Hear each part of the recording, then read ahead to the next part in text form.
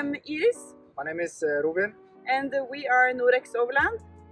Norex Overland stands for Norwegian Explorers Overland, which is us overlanding.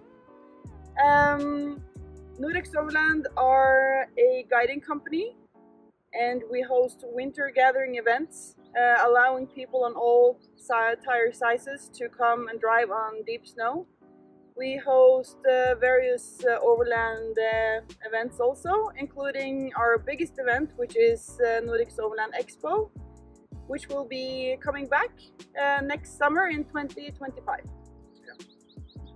So we've just been out on a short weekend trip, and we decided to make an intro about the rig we're driving. And this is the rig we're going to use on the Icelandic expedition this summer. Okay, so this is a Toyota Hilux. It's a 2014 model, registered in 2015. I bought this rig new from Arctic Trucks, and I wanted the same specifications as the car they sent to the South Pole.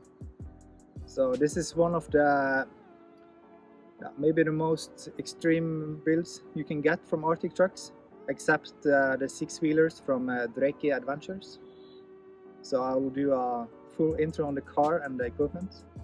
Yeah, so this is originally a 44-inch modification. Right now we're having the 42-inch MTR tires from Goodyear on the car. It's because they are much better to drive in the summertime. In the winter we use the 44-inch tires to get better flotation on the snow. So I can start with we have the snorkel from TGM mounted. We have this air system on all tires. So you attach it like this, and we use it when we're driving on snow, so we can inflate the tires or deflate according to the snow conditions. Because sometimes you need more air in the tires, and sometimes you have to be on the minimum to get flotation. These are the Arctic Truck 17 by 14 inch wheels, with this special adapter from Arctic Trucks Iceland for the air system. I will show you the display inside the car later. So this is the front of the car. We have mounted front bumper from Briddebilt on Iceland. It's a very solid steel bumper, and it's essential on Iceland when you're crossing rivers in the winter time. A lot of times there are ice in the river, and you need to break the ice with the front bumper. On top we have the ARB Solis 21. We are really happy with these lights. They're very bright lights, and you can adjust the brightness with the controller inside the car. They also have this protection in the front. And if you're using these lights in Norway and Nordic conditions, it's important to wash them on the inside to get the salt away. In front we have the come-up winch. We have tried many different winches, but this is all waterproof, and this stands up to the abuse on Iceland, crossing the rivers all the time. It's mounted in a cradle, so you can take it off and move it to the back of the car, just on a square hitch. We are always using ropes on the winch, because when this frees up, it's much easier to get loose, and it's much safer than the steel ropes. Okay, so we have this TGM snorkel on the car. We cross a lot of rivers in Iceland, and sometimes there are water all the way up to the front of the window. And it's also very good for the dust, because in the summer it's so dry sand, so you get a lot of dust driving behind the other cars. So this will make sure you have clean air to your engine. If we move to the roof, we have this big country roof rack. I'm not sure if they still make it. It's been a very good roof rack, and we have mounted a lot of accessories on this one. So we have vision lights in the front. These are orange, So when we're driving in snow blisters on the glaciers, it's nice to have lights with contrast on the snow. We have some vision working lights on the side. They're starting to get abuse from the salt in Norway, so the paint is starting to get a little bit tearing off, but the lights work very, very good. And we have this UHF antenna from Unidan, and we also have VHF inside the car. I will show you later. So usually we have been using the roof rack for Sargus boxes and lots of equipment, but now we just put on this Gold Zero solar panel because we're going to be on traveling for a whole month, and it's nice to have some extra charging possibilities. Okay, so I can start from the top. We have this GDS mount for our iPad mini, and we use mostly Gaia GPS, but this summer we're going to try out the new navigation from Stegra, so we're really excited to test the new one. We also have the Garmin Thread XL. It's mounted on this RAM mount, so it's very sturdy, it's not shaking anything. We have phone mounts, and we have this touch display for the different lights and equipment on the car. So back to the Garmin. This one is very nice to have because you can plan the routes, put in the waypoints. It will lay tracks where you're driving, so you can always take the same track back out, especially when driving in the winter time, in snowstorms. And it's also in reach, so you can send text messages on satellite with this one if you get in trouble. So we have mounted an extra transfer case on the car, so we have double low gear. So this one will only be for the transfer case, and we are using this one for low gears on the car. We have ARB compressor, rear locker and front locker. Here we have the Unidan controller for the Unidan UHF radio. So on the top here we have this big country roof console. It's very nice. You have this compartment here. We use it to store maps. We mounted this emergency hammer and seatbelt cutter.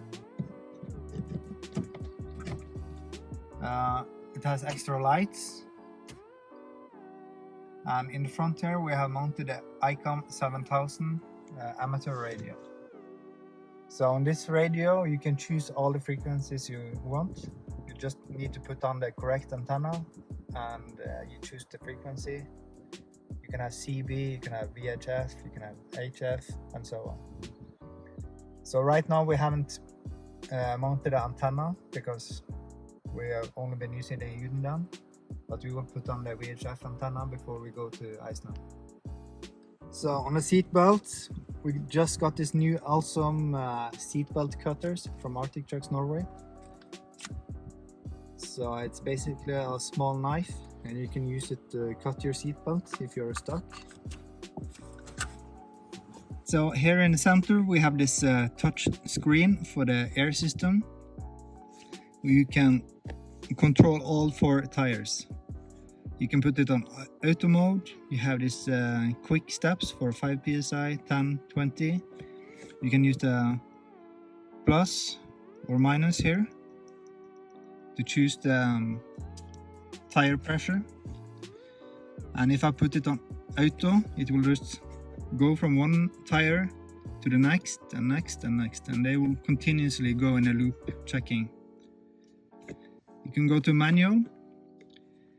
You can do 1 tire plus or minus, or you can do all 4 tires in the same time plus or minus.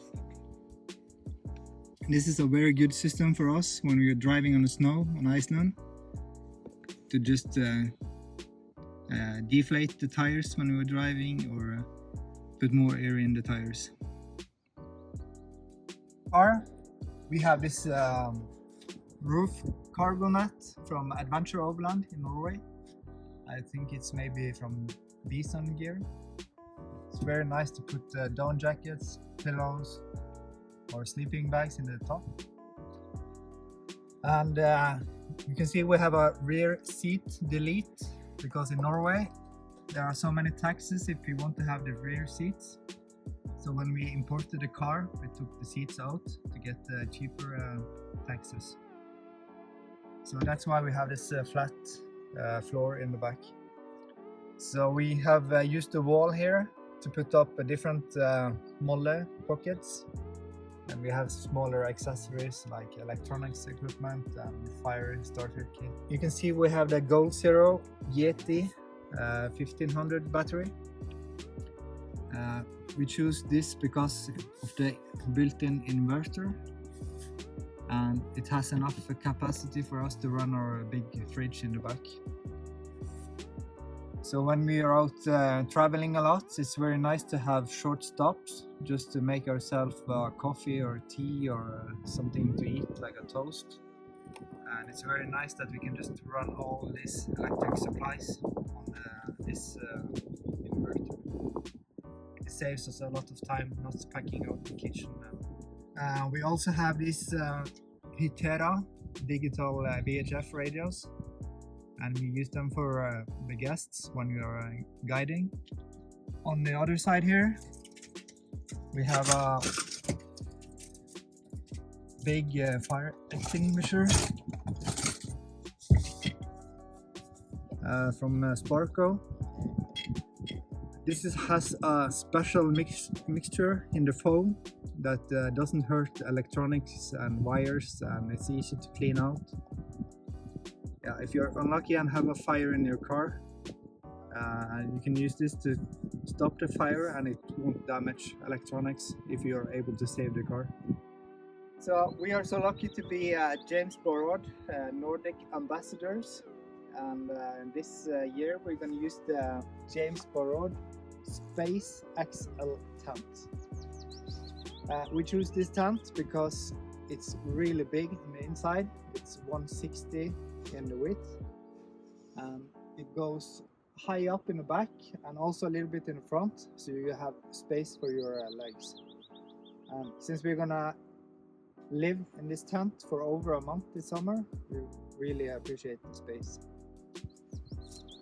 We put on the James Borrod awning.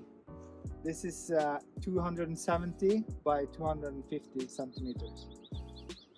And we will make a new video explaining and showing the tent and the awning. So here you can see the Peak Polar Unicap box.